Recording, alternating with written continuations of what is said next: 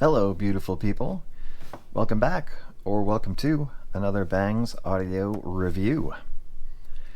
Today, we've got the community selected FIIO FD3. It is a single dynamic driver, 12 millimeters in size, diamond-like carbon. I like single DDs. I know I review like a lot of hybrids or tribrids or quadbrids or whatever, but there is something about the continuity of just having one driver involved. As long as that driver is good and well tuned, it's usually a pretty good start, right? The FIIO is going on 3 years old, I think, this summer. I believe it was released in July of 2021, and here we are in May of 2024. God, that went fast. But yeah, it's an older IEM. I know I tend to do some of those, but hey, what can I say? I enjoy it. I think it's fun to see how things hold up. 3 years in the IEM world is like the equivalent of like 30 years in the human world. I mean, that's sort of how fast things are released these days. It's impossible to keep up with all the new releases, both, financially and mentally. So sometimes I feel it's refreshing to go back in time and see what was happening 3 years ago in this market, see how they're doing now.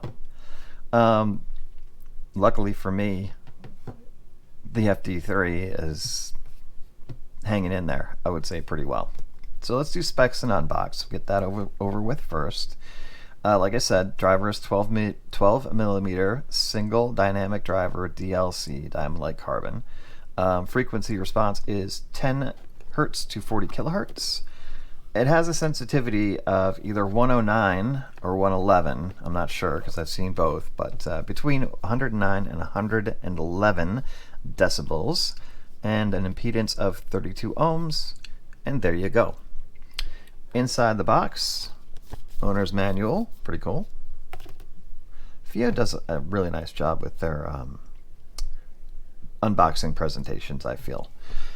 In here were the IEMs attached to their cable. The cable is, while we're looking, it is an mmcx connection. So the triple Zoni that I bought to replace the stock cable, because I wanted 4.4, which is my thing. Not just my thing, a lot of people's thing, but that's what I like. So it is an mmcx connection. The Zoni pink color was on sale for $10. I couldn't pass it up. So you get this very sturdy plastic case. It is, feels pretty secure. I'm not going to say it's waterproof, but it could be waterproof. That's like rubber there. I don't know if I'd test that out in the ocean, but it's possible. Too big for your pocket, but you can throw it any bag you want because it's going to protect your earphones for sure. In here we have tips, and there's a lot of them. A couple sets of foams, a couple of pretty narrow bore silicones. They're calling those balanced. In addition, there's more, but wait, there's more. These guys, base ear tips, so they're the widest bore. I'll explain why that actually does make sense in a minute. And then balanced, no, more vocal ear tips, and then your other set of, they call them sound tubes, but you call them nozzles or filters or whatever you like. But there's another set to exchange. It's kind of backwards, and I hope I don't screw it up, but it is backwards for me. Black gasket there, that's treble. The red ones, which are currently in the IEMs, are the bass. So red bass, black treble. It would have been easier to do it the other way, I'm afraid to say, because I'm going to keep saying it the wrong way if I do. But just remember, red bass, black treble. And we'll get into a little bit of what those are about too. The cable is absolutely fine. It is good, I would say. It's a good cable. It's fairly pliable, not a lot of memory. Ear hooks are reasonably, pliable as well. And termination is an L-shaped 3.5 single-ended. You can see FIIOs on the finishes. This is a nice cable. I don't see one thing wrong with the cable. If you're in 3.5 land, perfect. Just don't even worry about taking them off. You can just, they're already attached when you get them, so just go for it. Anyway, nice accessories. There's a cleaning tool and your handy dandy mmcx tool, so you can swap cables without pulling your hair out, because they are typically fairly secure. Not everybody likes mmcx, I get it. I'm not really a big fan either, but I think it's more about the fact that there aren't a lot of IEMs with that as the connection point, and so therefore it's kind of a pain if you've got a bunch of 2-pin cables and then you get an mmcx IEM. It makes those cables kind of worthless to you for swapping purposes. So I resisted for a long time getting any IEMs with mmcx, and I'm about to be the owner of 3. The FD3, the ISN H30, and what's the third one? It'll come to me. Anyway, maybe just 2. So yeah, not a lot. Anyway, there's your unbox. Very well done by FIIO, in my opinion, I think.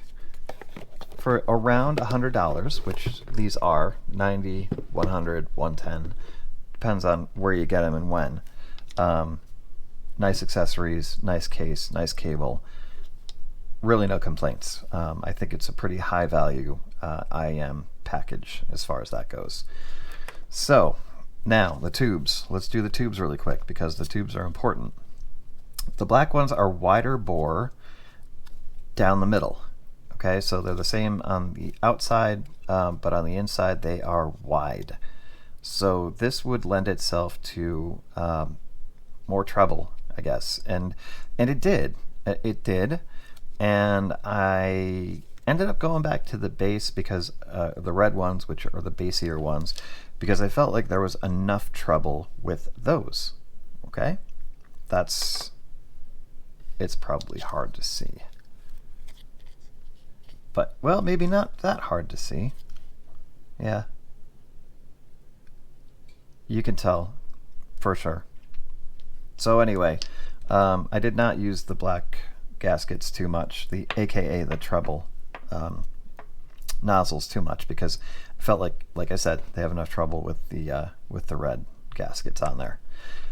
Why are you wondering, or yes, you are wondering, why the heck I have the FIIO W silicone foam hybrid tips on there. We'll get to that as well. So, all right, I did some testing with the vocal ear tips because I felt like that bore width was about right, and had it not been for just not getting a great consistently good fit and seal, I probably would have just stayed with them. So if you've got more normal ears than mine and your ear canals are equal more or less on each side, I'd probably recommend going with the combination of the bass nozzles and the vocal ear tips. Now we'll get to why. All right. So what I feel like has happened here is this combination for me with the FIIO tips and the bass vocal tubes, nozzles, is that the ear tip bore width and the bore width of the nozzle are about dead on equal.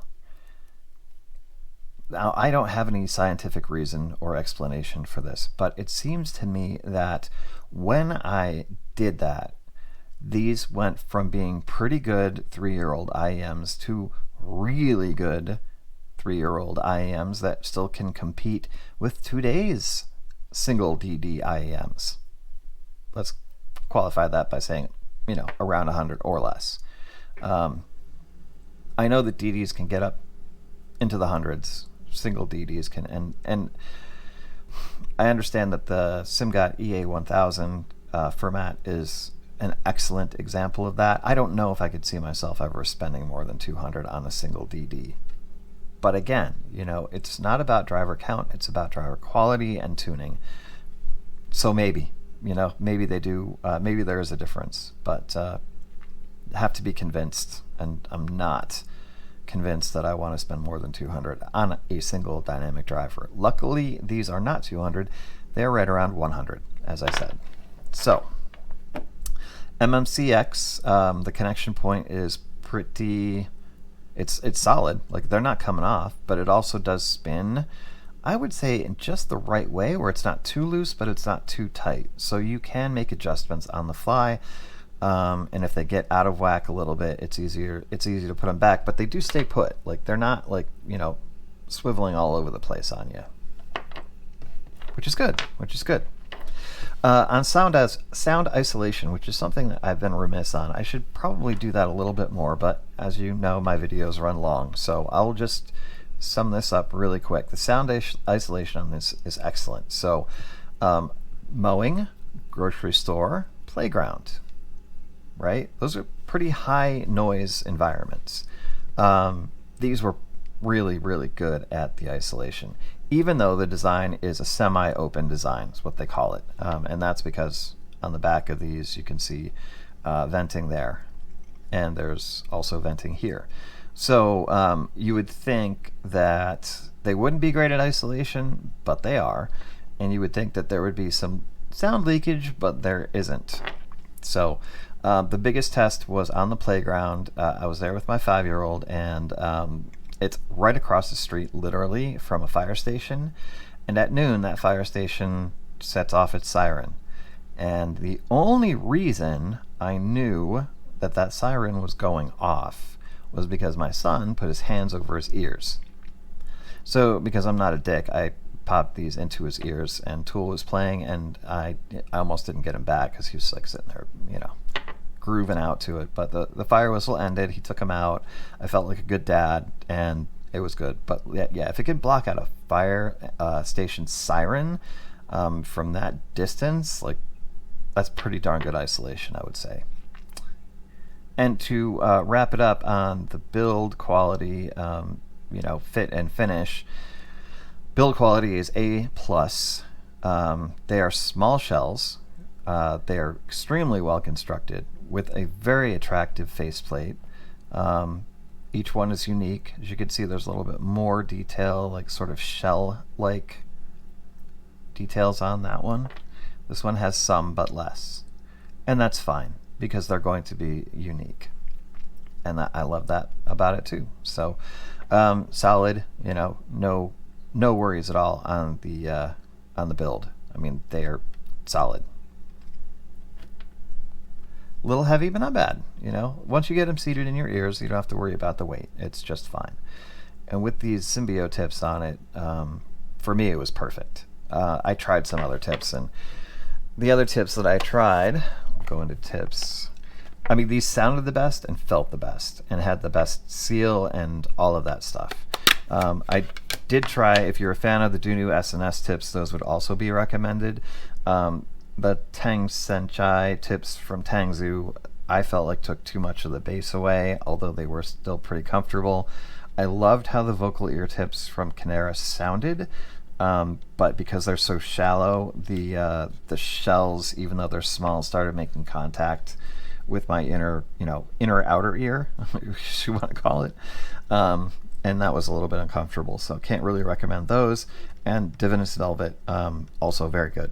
But for some reason, for me and my ears, the FIIO tips worked the best. So, yeah, that case got slammed in my trip to the Adirondacks, but didn't break all the way, so pretty good.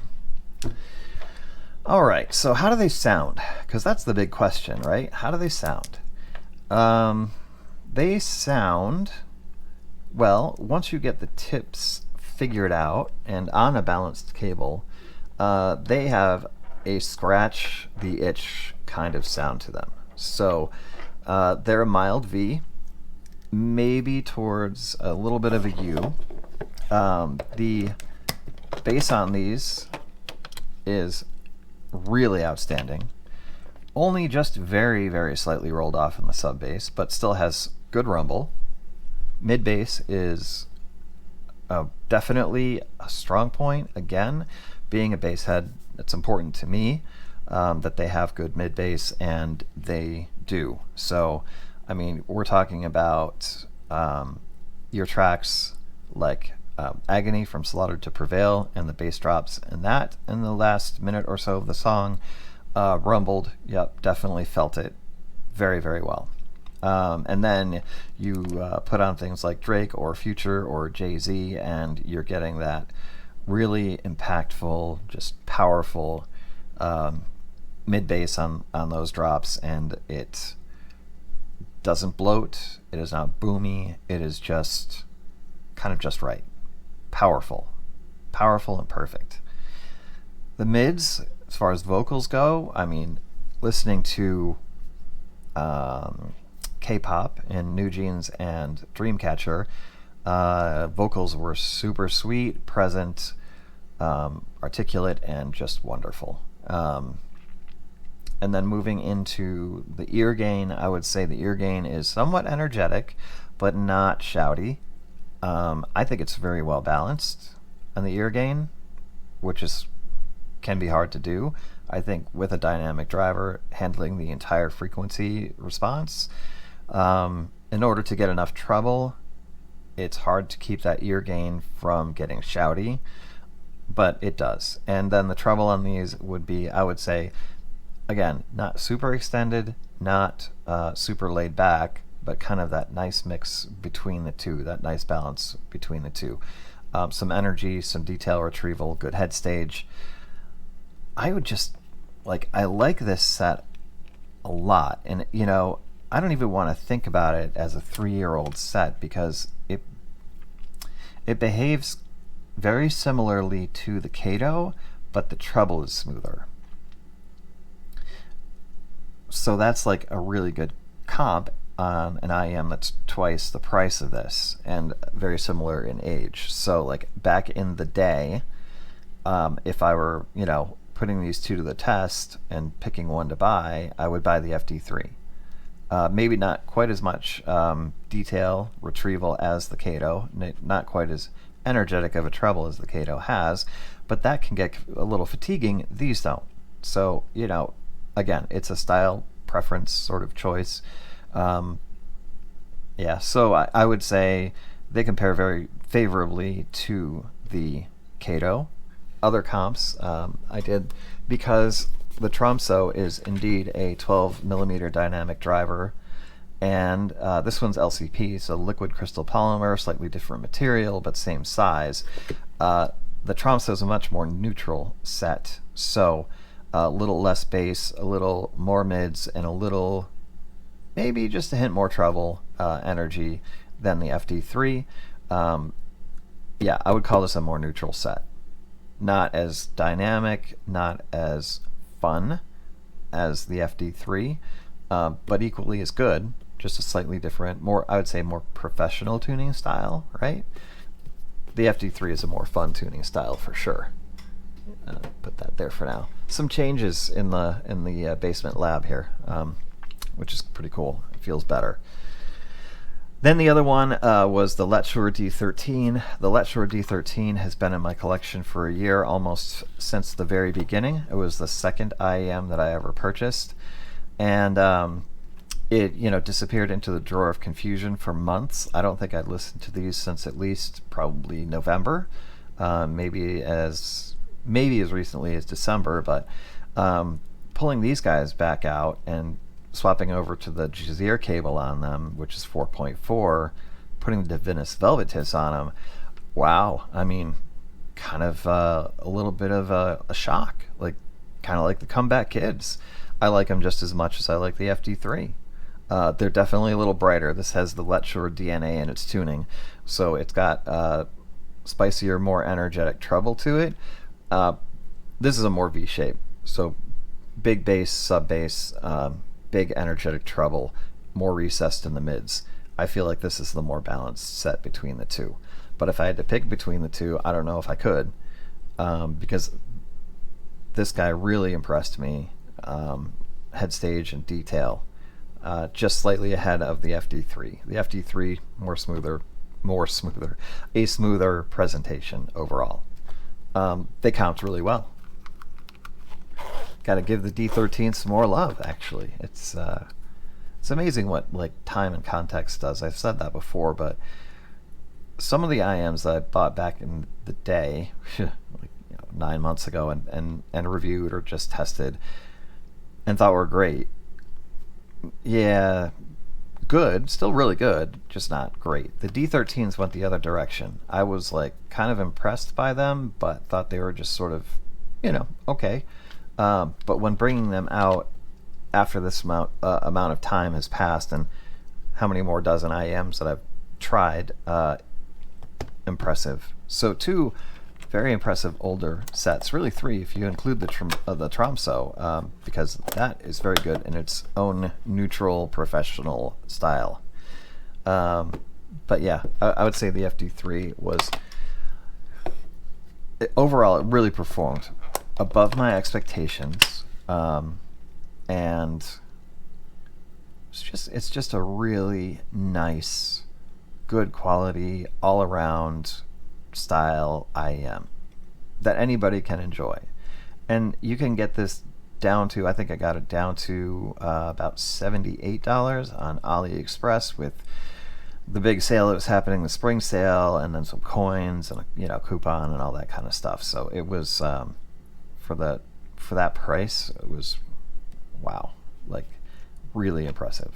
Small shells you might like. They should fit pretty well for most ears. My ears are weird, so I had to use the FIIO tips, and that's my only complaint. Everything else is perfectly good. They're going to get a highly recommended. They're older, but older does not necessarily mean worse. We've got IEMs coming at us like, left and right, up and down, front and back. I mean, they're coming at us from all directions all the time. Take a breath. Step back. There are some really good older IEMs that are out there that are still available and go on sale and become just amazing values, and the FIIO FD3 is one of them. That's going to wrap it. Hope you enjoyed the review today. We're going to go more current with the next few. Starting, I think I'm going to do either the CK-LVX D41 or I'm going to do the FRIIO 2. One of those 2 sets will be up next for review. And with that, I love y'all. Nothing but peace to you. We'll see you.